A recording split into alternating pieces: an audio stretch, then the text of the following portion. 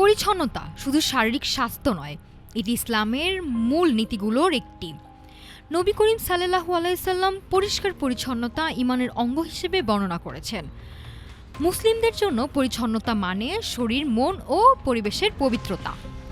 সহিহ মুসলিমে এসেছে, পরিষ্কার পরিচ্ছন্নতা ঈমানের অঙ্গ। এছাড়া রাস্তা থেকে কষ্টদায়ক বস্তু সরানো ইসলামে ঈমানের ক্ষুদ্রতম শাখা। নবী করিম সাল্লাল্লাহু আলাইহি সাল্লাম ব্যক্তিগত পরিচ্ছন্নতা যেমন গোসল, নখ কাটা ও মেসওয়াক করাকে অন্তত গুরুত্ব দিয়েছেন।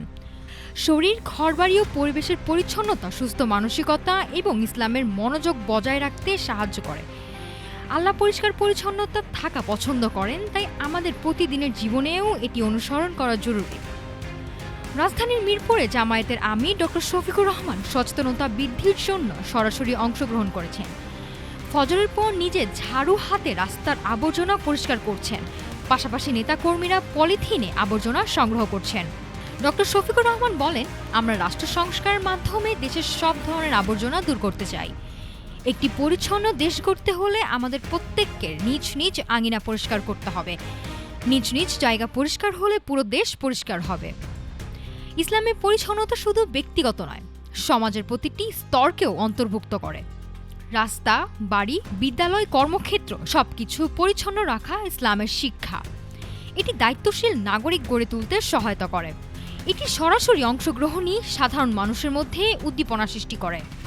নেতৃত্ব এবং জনগণ মিলিতভাবে সচেতন হলে দেশের পরিচ্ছন্নতা ও সামাজিক দায়িত্ববোধ নিশ্চিত করা সম্ভব।